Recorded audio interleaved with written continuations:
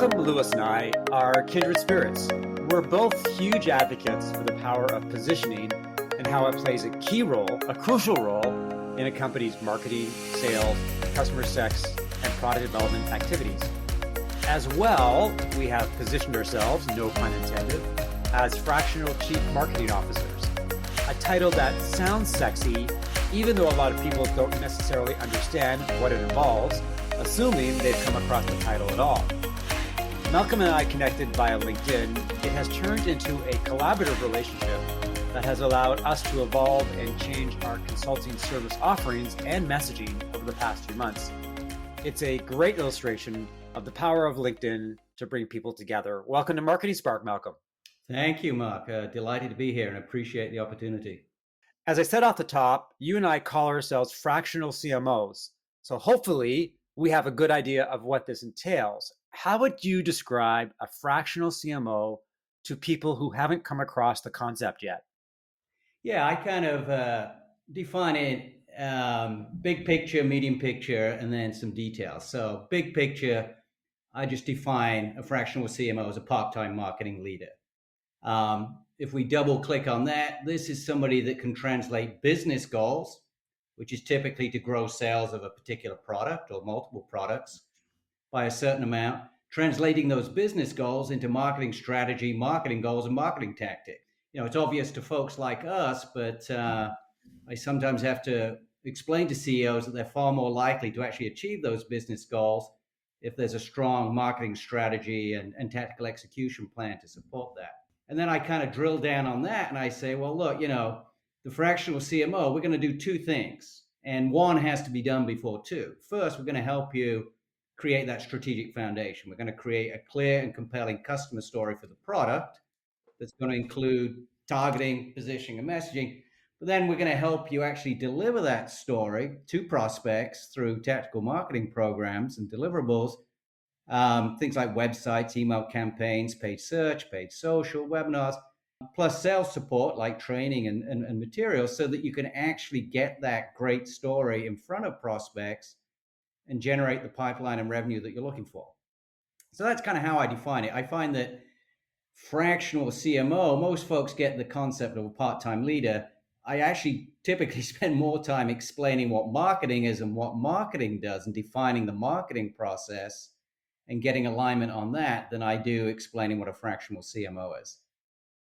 That's a great definition. I took notes during your comments, and I'm going to definitely incorporate them into my position and my messaging. That's awesome. I decided to call myself a fractional CMO a couple of years ago. I had tried digital marketer, marketing strategist, brand positioning expert, marketing consultant, and none of them seemed to stick. None of them seemed to resonate.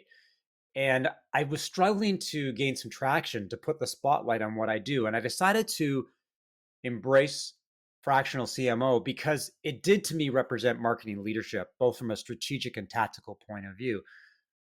At the time, I thought that fractional CMO, the concept would just explode with the rise of people working from home and contract employees, and the idea that the fractional chief financial officer had gained such traction. I thought, well, it's a no-brainer. I'm going to be riding the wave.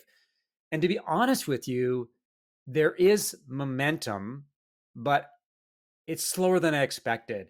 I would be interested in your take on how this concept is growing. What do you see as the pros and cons of the model? Do you think that people understand what it entails and why it could matter to them? It's a loaded question. I guess what I'm trying to say is I thought this thing would be huge, and it's not. It's not as big as I thought, and just wondering what your perspective is on that. You know, the last part of your question is a little bit about what we talked about before, which is actually setting an expectation as to what marketing is. I think a handful of CEOs, and they're typically in companies that are growing faster, understand the critical role that marketing plays alongside sales and product in actually not only delivering a great product, but delivering a great story that actually compels people to try and buy the product. In terms of the model and momentum, I'm fairly new to this, as you know from our conversations. I only started earlier this year. I'm definitely seeing enough demand, and the good thing is that folks like you and I, we only need 2 or 3 clients at a time to keep ourselves busy. In terms of the title, I definitely noticed that as soon I played around with positioning coach, messaging coach, product story coach, strategic marketing consultant. As soon as I started calling myself a fractional CMO, the unsolicited leads started coming in. So if we went onto Google Trends, I guarantee we would find that fractional CMO would get far more is getting far more search traffic than all of those other kind of monikers that you and I chose. In terms of pros and cons, obviously the biggest benefit for the company is they get an executive that will actually help them translate business goals into marketing strategy and tactics, and actually get the results they're looking for. And if you don't have strong marketing, sales suffers from long sales cycles, small deal sizes, lower close rates. Customer success is getting slow product adoption, low engagement, high churn. Product is probably building features that customers don't want. And a CMO, whether they're full time or fractional, is there to stop those things happening and fix those problems. Selfishly, from our side, and I wasn't quite sure whether this question refers to us or to the customers. From our perspective, I love the variety of working with 2 or 3 different clients at the same time. I got one in particular that literally is blowing my mind in terms of some of the stuff that they could be doing.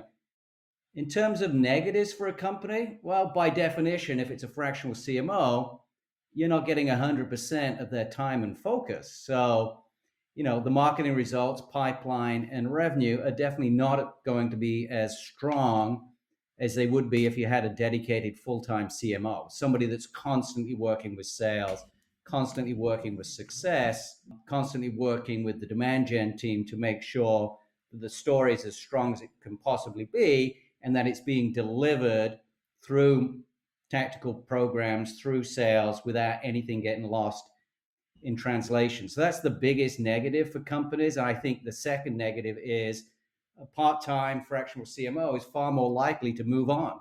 And so as a CEO, you risk losing not only that leadership, but all of that company knowledge and expertise that was in the head of the fractional CMO.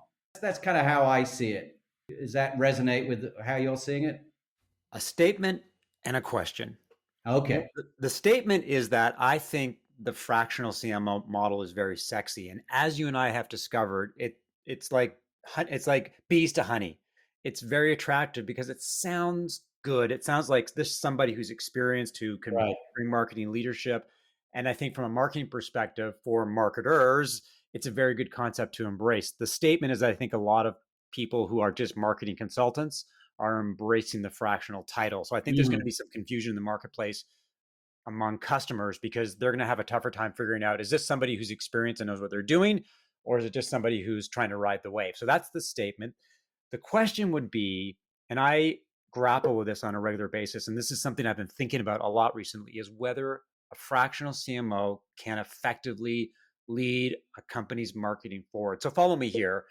As a marketer, as a marketing leader, you have to be drinking the Kool-Aid 24/7. The CEO wants you to have your hands on the lever at all times and know what's going on. They want you to connect with multiple stakeholders. They essentially, if you're going to be responsible for leads and sales, if you're going to be a revenue based or revenue driven marketer, then you really need to be driving the car, if not all the time, on a regular basis. So, is it possible for a fractional CMO to actually do an effective job when they're not working all the time and leading and drinking the Kool Aid on a regular basis?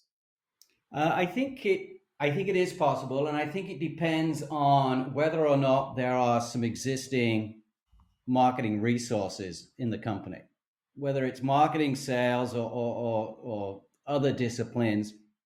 There's strategy which sets goals, sets objectives, sets metrics, creates dashboards, and measures progress. And then there's actually doing the work, and there's work to be done on both the strategic side and the tactical side. On the strategic side, there's customer research, there's market research, there's competitive research to be done. There are exercises you can go through to identify, your unique positioning, that intersection of something that you do exceptionally well that customers really want that competitors don't do. There's work to be done and templates and processes that you can go through to develop your messaging.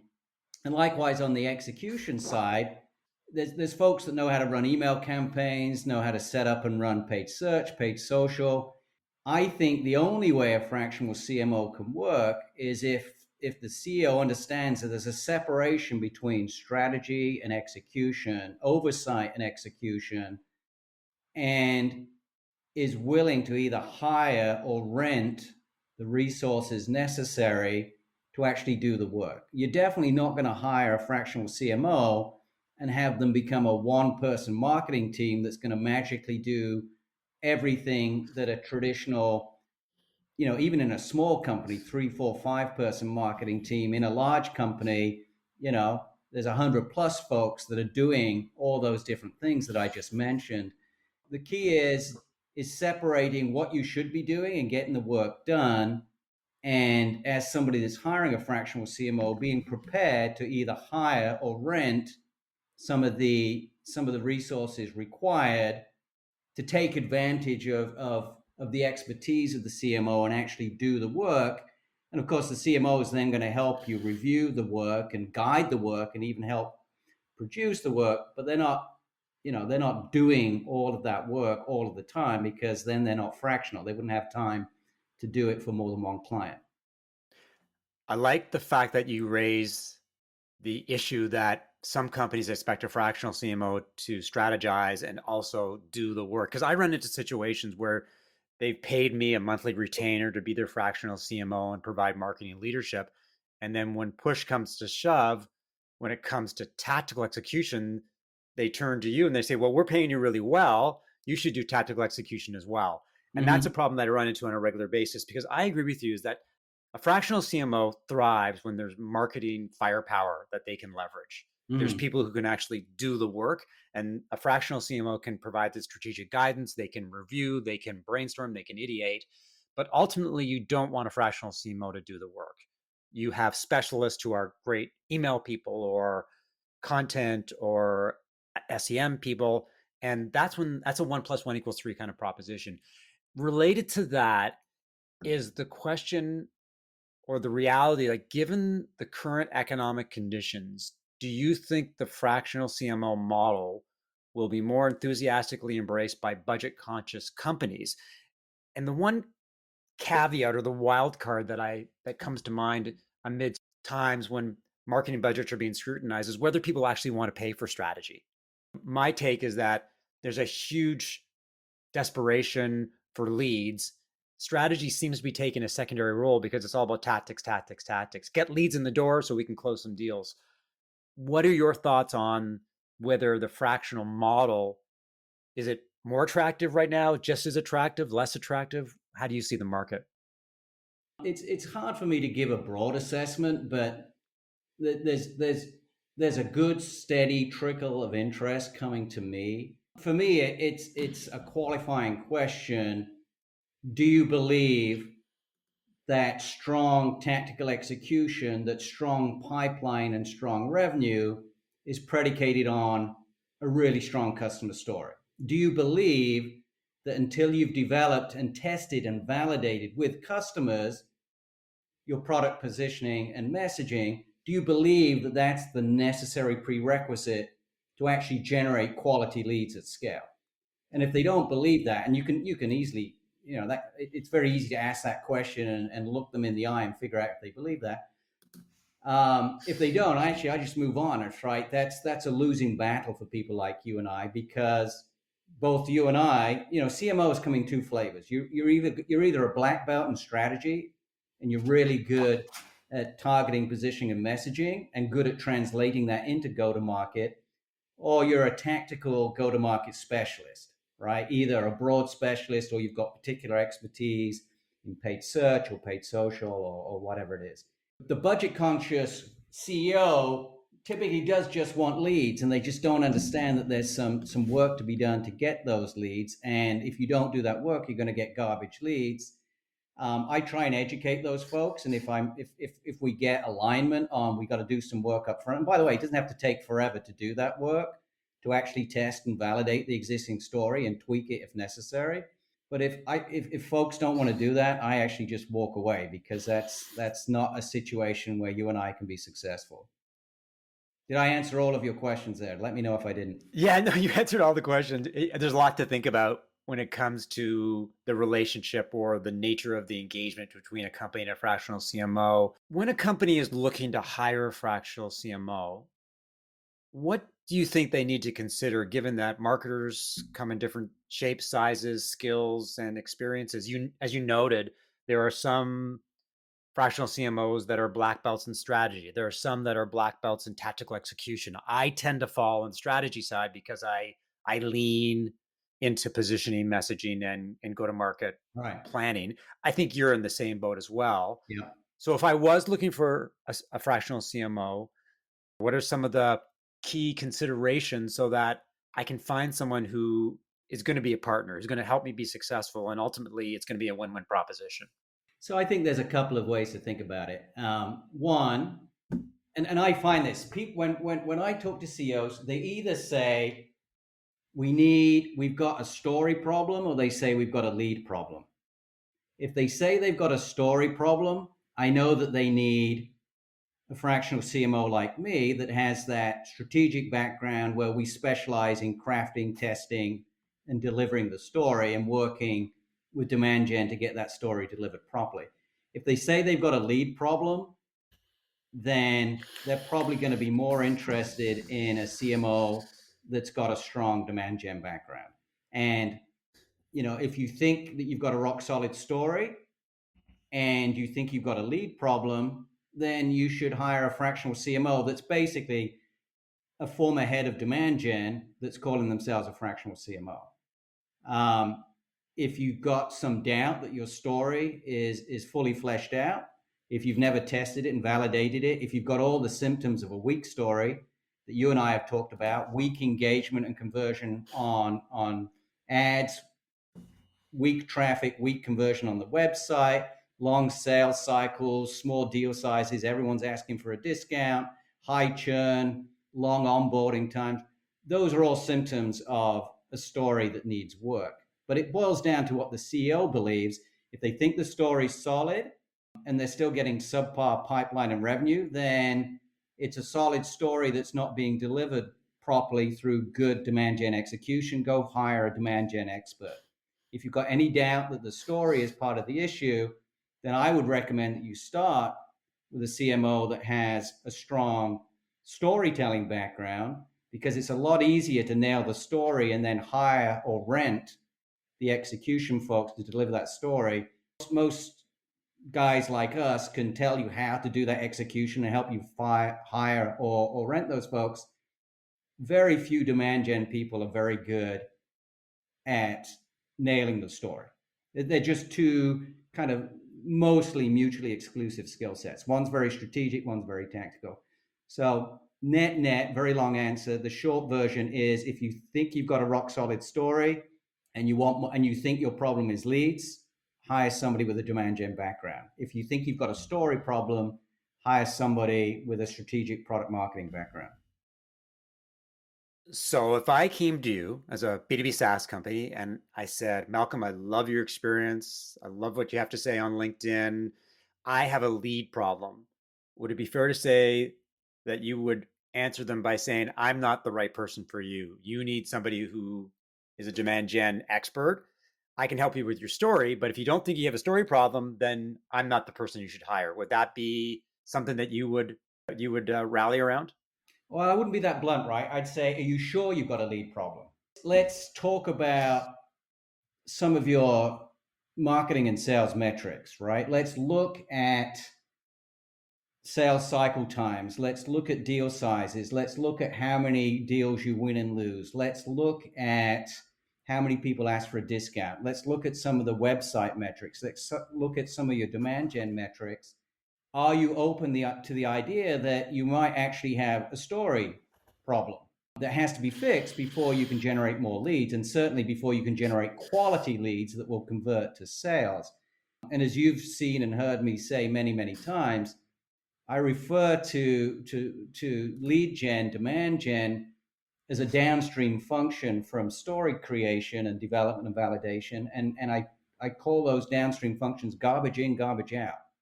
I'll explore that with the CEO and I'll ask them questions around those metrics and see if a light bulb goes off and they say, you know what, you're right. I think we do have a story problem. And or at least we have an opportunity to fix the story. And if we fix the story, refine the story, level it up, call it what you like, if we can improve that story, then de facto we're like, even if we change nothing on the demand gen side and nothing on the sales enablement side, just by percolating that improved story through those two functions, we're more likely to get what we're looking for, which ultimately is more qualified sales opportunities through demand gen and more of those opportunities converted to sales through sales plus marketing sales enablement. Once a fractional CMO is hired, how do they launch an engagement on the right foot? What are the keys to establishing a successful partnership? And I'd be interested in learning more about your onboarding methodologies, the conversations that you have with the CEO after they make the decision to hire you, how you align your capabilities with their expectations so that when you start an engagement, everything's aligned. Both sides know what's going to happen, what needs to happen, so that there's not a disconnect. And I find in my practice, if you don't have that alignment and there's a disconnect, then it happens pretty quickly. Things are not happening the way both sides expect. Unhappiness and disappointment come into the mix, and the engagement goes pear shaped pretty quickly. So, what's your approach? What are your thoughts in making sure that when you hire a fractional CMO, and they're always excited when they hire a fractional Yeah. CMO because it's a marketing leader, someone new and fresh and exciting, they're going to do amazing things. But how do you carry the momentum on? How do you turn the concept and the excitement into reality? Yeah, it's funny because I've actually got better at doing this as I've started to do it. And honestly, I didn't do the best job. I think in my first few engagements. But what I've learned and the process I have now is essentially there's three elements to it. And you used the word a little bit earlier, right? At the end of the day, anything in life, disappointment comes from misset expectations. So it's all about setting expectations. And I kind of do that in three ways. First of all, I get alignment on the process and I get alignment on the priorities, right? So I get sales buy-in and obviously CEO buy-in that we must at least test and validate the story and get that right before we can fix or scale demand gen and sales enablement. So one, get alignment on the process and priorities. Two, we want a scoreboard, right? People want to see progress. So let's make that tangible by defining the process milestones and metrics, right? So for example, let's agree and let's baseline customer feedback on the current story. Let's take the landing page and let's just review it with a handful of customers or customer proxies or prospects and just find out what percentage of them love it and would love to learn more about the product versus what percentage would not. And then let's fix the story, create a new landing page, go through that process again, and retest that metric after we've updated the story. Similarly, let's baseline pipeline and revenue. Let's baseline some leading indicators like engagement rates, conversion rates, win rates, sales cycles, all that good stuff. Again, let's baseline that before we start making changes. And then let's measure them on an ongoing basis after we make some changes. And then third, so that's how we can measure success. Let's agree on how we're going to measure success. Let's baseline what we're doing before I start. And then let's look at the positive, hopefully the positive impact on those important metrics after we start to work our magic. And then the third is people are impatient, right? Head of sales, CEO, everyone wants to see some quick wins. I think you can get some quick wins early in the process. First of all, you don't have to take months to rework the customer story. Talk to a bunch of customers, understand why they buy, the problems you're solving for them, the specific use case, the key metric that needs to be moved up and to the right. Make sure that you're talking to the subset of customers that love the product, NPS score 9 or 10, the folks that say they'd be severely disappointed if you took the product out of their hands. Use that. You can do that kind of research in a few weeks, quickly update the story, and then start running those landing page tests and provide real data to the CEO and the head of sales that the new story works better than the old story. You haven't done anything yet in terms of rolling it out to demand gen programs and updating all of the sales training tools and materials, but you've already got a win because you've already proven that customers like the new story more than the old story. Then you can start to bake the new story into some very high profile, tangible points of presence, which is typically the website and a sales deck. Then make sure it flows through to all external points of presence. So if you're on G2 and Capterra, make sure that the company LinkedIn profile page is updated. Make sure that all the employee pages on LinkedIn are updated so that everything is consistent with that story. Then you can start working with demand gen, bake the new story into their programs, and we should see improved engagement and conversion on the demand gen stuff.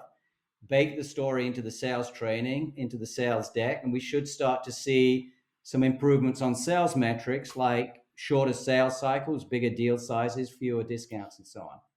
So get alignment on the process, number one, process and priorities. Number two, define milestones and metrics for that process. And then three, deliver quick wins where some of those wins can be delivered way in advance of making changes to demand gen and sales enablement. And honestly, I'm kind of learning this as I go along, Mark. It's in terms of how I do it as a consultant versus how I do it as the in-house marketing head of marketing. So this is kind of my latest snapshot of how I think about it and how I position it. Yeah, I like the fact that you mentioned impatience, because one of the problems with being a fractional CMO is you're often seen as the silver bullet, as sort of the magical elixir that's going to change marketing and going to revive leads and sales.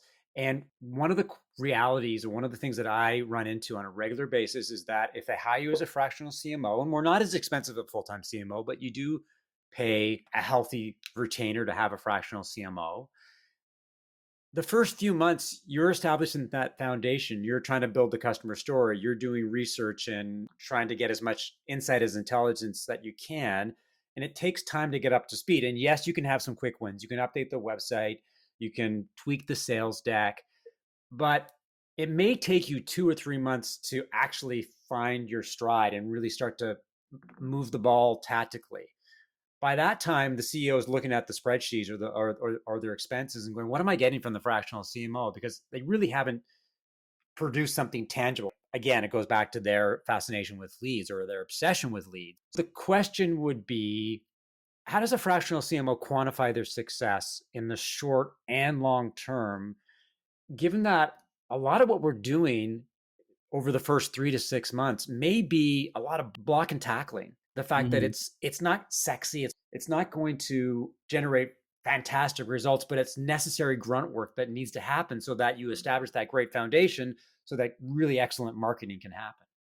Well, I think the first thing that I've learned is you can't take 2 to 3 months to fix the story. You got to time box it. You've got to make it 4, 6, 8 weeks and do the absolute best you can in that time frame and move on. Because people don't have the patience to wait 3 to 4 months for you to refresh the story. And quite honestly, you can get 95% of the improvement very, very quickly, especially if they have happy customers. The quickest tactic that I've found to get points on the board is to help a company transition from selling product benefits. Companies think they're ahead of the game when they're selling product benefits over product features. But actually, if you've got happy customers, the silver bullet is case studies. If you've got case studies, nobody believes a vendor, even when they make grandiose product promises around benefits versus features. But if you've got customer case studies, the last company I was at, I had the above the fold, the entire right half of the above the fold area on the website was just rotating case studies. And they were just images that with a headline on the case study, and there was about 20 of them, and you could click on any one of them and go to a landing page to describe the problem, the solution, and the benefits. We did the same thing with email. Instead of just pushing out cold email drips that are talking about the problems we solve and why we're the best way to solve them, we just pushed out case studies, because the case study is the shortcut. It shortcuts the prospect's brain to, these guys have something I want. Because you should only be the only folks visiting your website, and the only people you should be pushing this case study content to are people like those customers that you've already delivered for.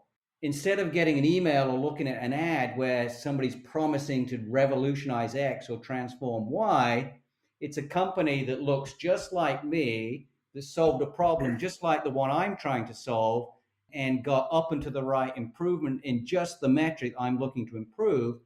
Now I'm interested in the company behind this story. I'm interested in the product behind it. Talking to customers, talking to those kind of super happy customers is the fast track to dialing in the story. And I think you can do it in 6 to 8 weeks, not 3 to 4 months. And two, you can immediately start pushing those through demand gen, and making sure the sales deck starts.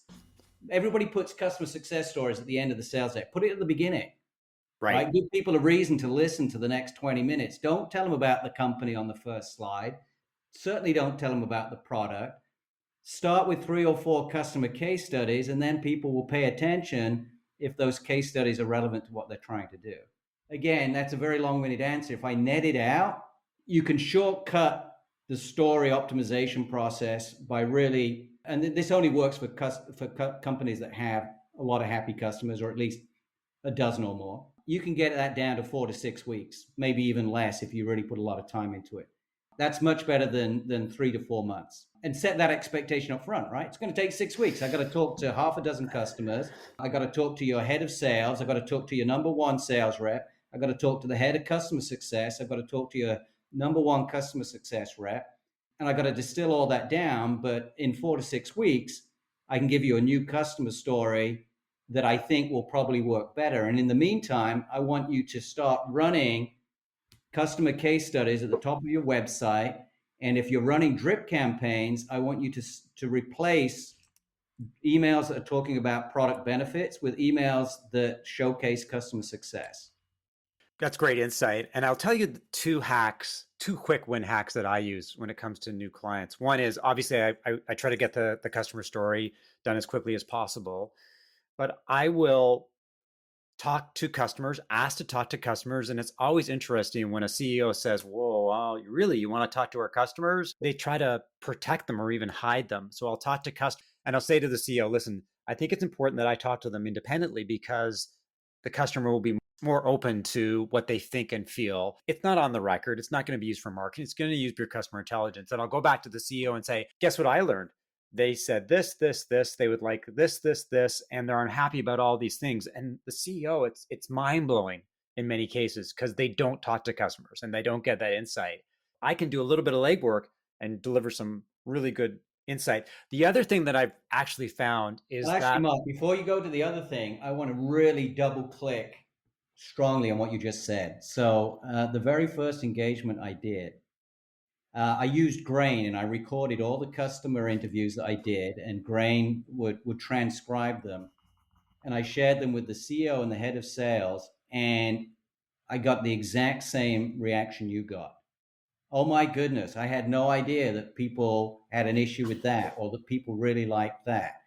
And they because they don't, because the head of sales and the CEO don't talk to customers, and because you and I are very good at asking all the right questions, not only about their experience with the product and what they love and what they don't love, what they love about the company, what they don't love, the problem, that the straw that broke the camel's back that actually triggered the buying process in the first place, where they were looking, how they were evaluating different vendors, why they chose you, why they have stayed with you, and asking these questions and exposing both the good news and the bad news.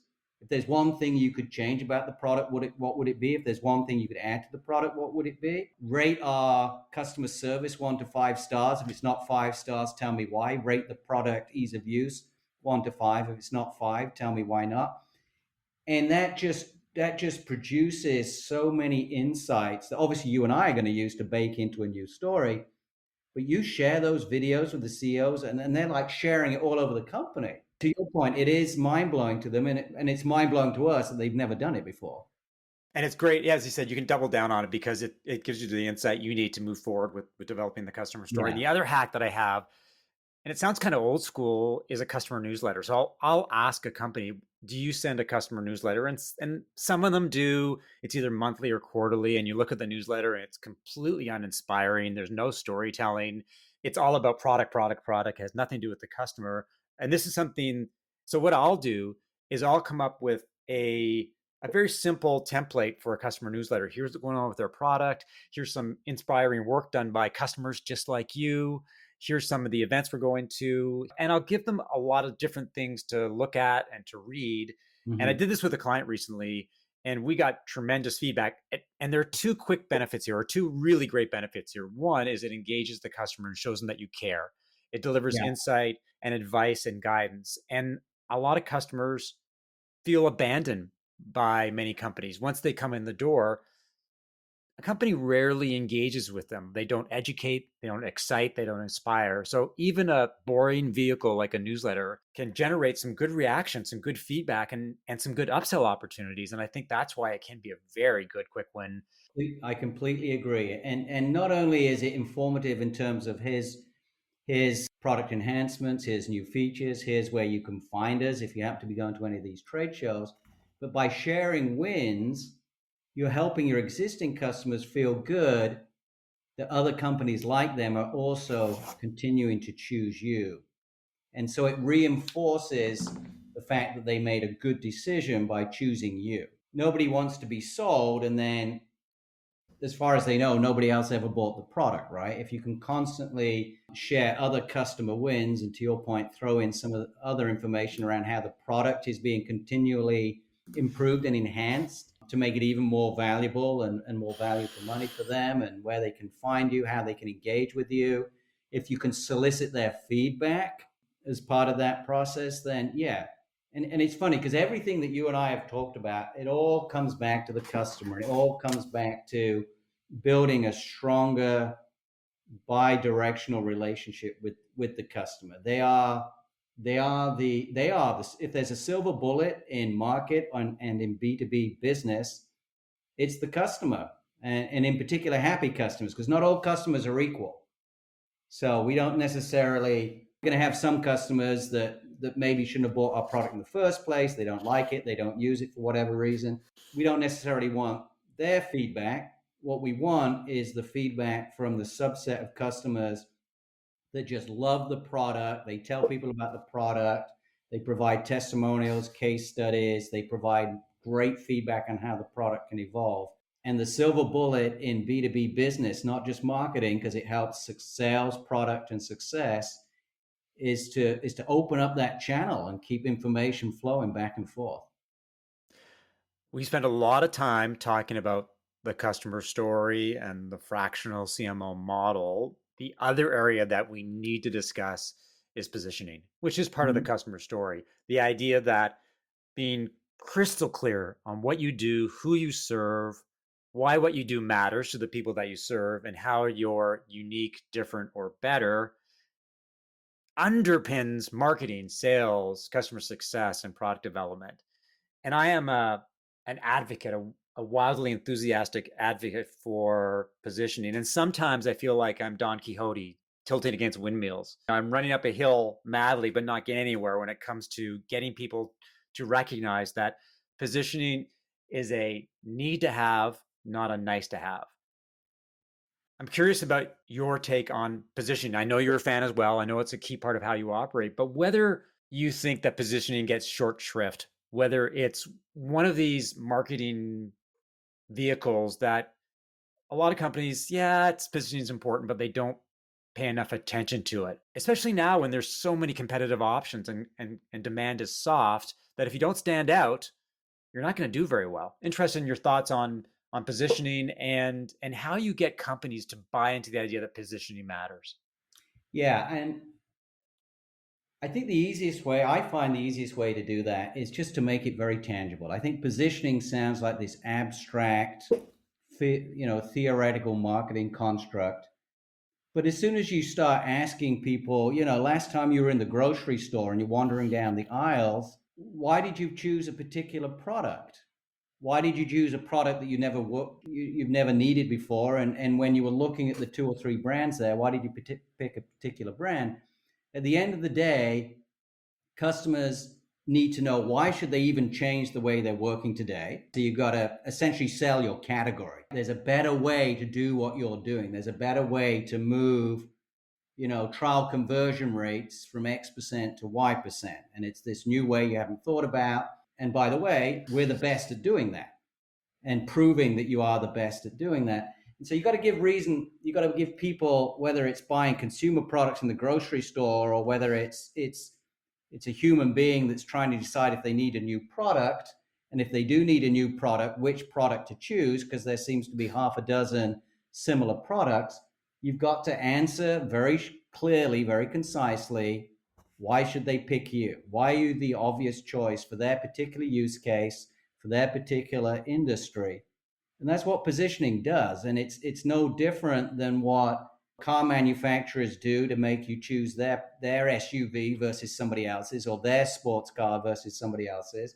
And it's no different from what CPG companies are doing as you walk down the aisle and they're trying to get you to pick their toothpaste. I think the key is, if you've got to make it tangible, you've got to make it relatable and make it clear to them that if people A, don't consider them, and then B, don't choose them, all the money that they've invested in product, marketing, and sales and support is all for naught, because you got to make people want to try and buy your product. And positioning is how you convince people to want to try and buy your product. And if you don't give them a clear reason, they're not going to do it. And I go to a lot of people's website. There's a ton of information about why you should need a CRM, why you need email, why you need a learning management system. The people that go into your website probably already know why they need a learning management system or an email marketing solution or a CRM. They're not there for you to confirm why they need a product in their category. They're there to figure out if you're the best in that category for their particular needs. And that's what you've got to do with positioning, is you've got to say, if you need a product in this category, we're the best fit for you and your use case for these clear, understandable reasons. And by the way, here's all the customer proof points to prove that I really am the best in this category for what you need in your particular use case.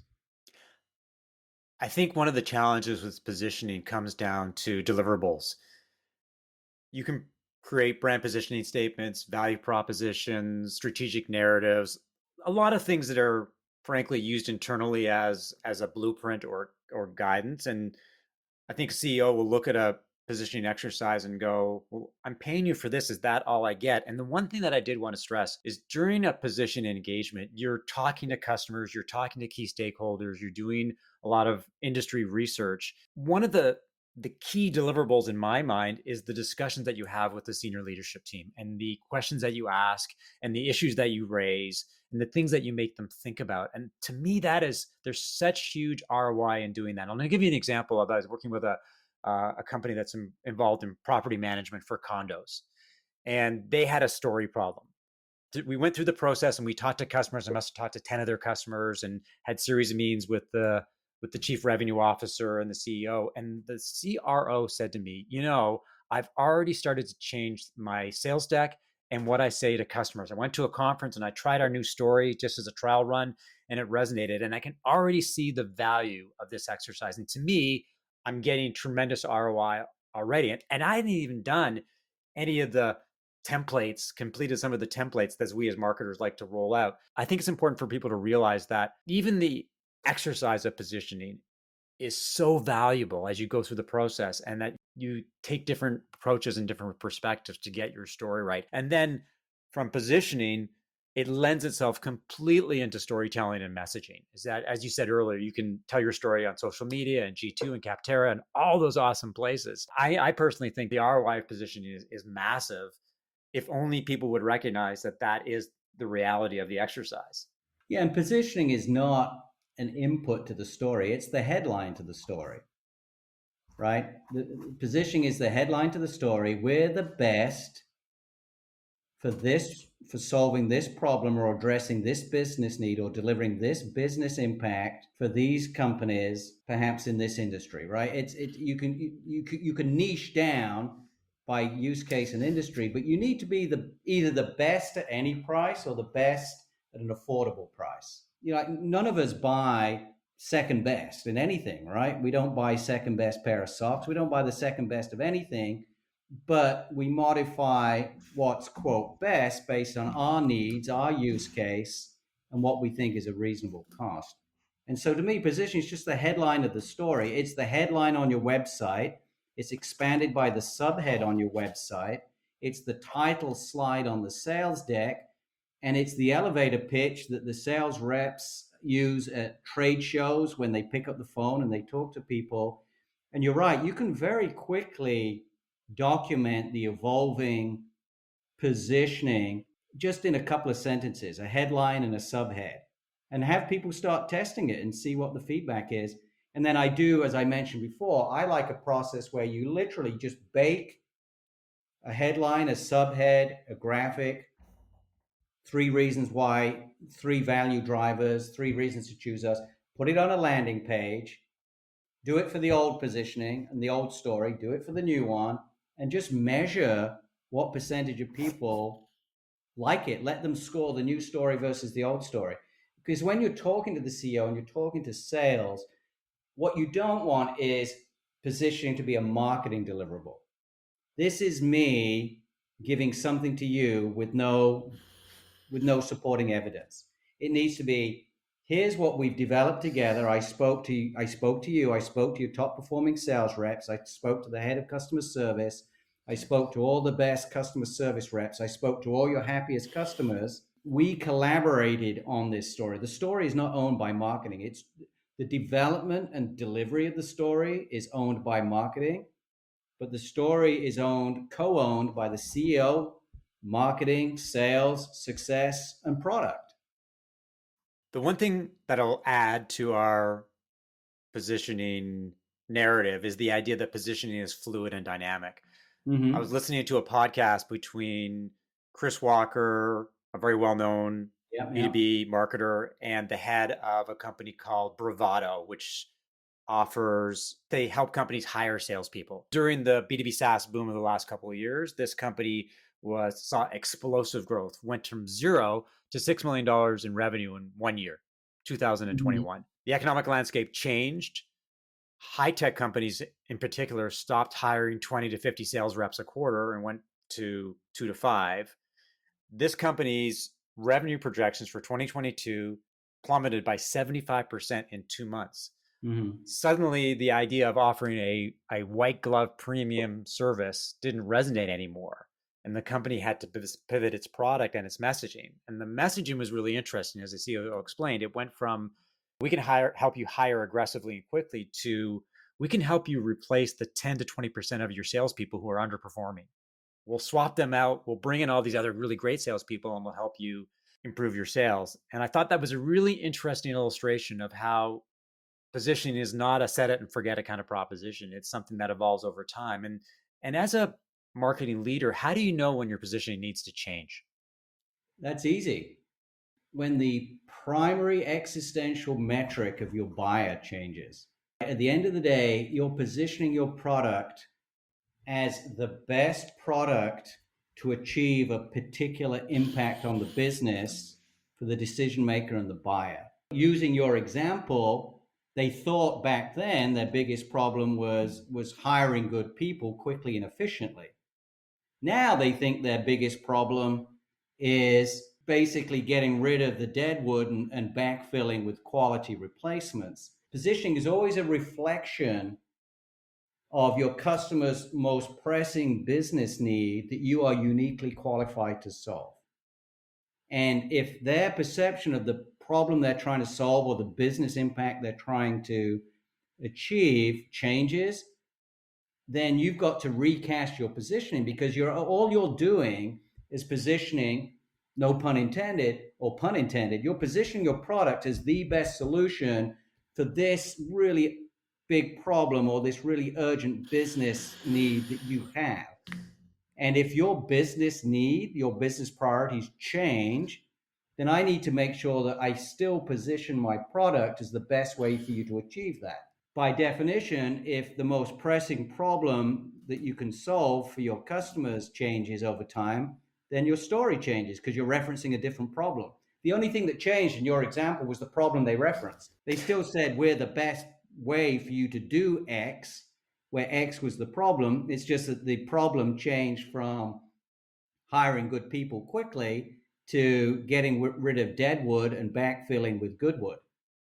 This has been a great conversation. Although I have to admit, you broke a cardinal rule for my podcast. Is I advertise the fact that this is a 30-minute conversation, that it's perfect for walking your dog, and that it's more like a light meal as opposed to a 5-course meal. But you and I have spent the last 56 minutes talking about fractional CMO, customer storytelling, and positioning. It's a great conversation. It's a conversation I love happening because I think all of it is super important. And I hope that people see the value in what we're advocating. You and I live in a very customer story strategy of world as opposed to tactical execution and brute blunt force. And I think it's really important for people to appreciate that. Marketing is a mix of things. Some things have to happen in the short term. Some things are underpin what you do for the short and long term. And that's what makes for successful marketing. So I really appreciate your insight. One final question for you is, where can people learn more about you and what you do? That's easy, malcolmlewis.com. The only tricky part of that is no one can spell Malcolm. So it's Malcolm, so 2 L's. Everybody misses the second L. .lewis@gmail.com. And of course, they can see you on LinkedIn. You're very active there in terms of writing content and commenting on other people's posts.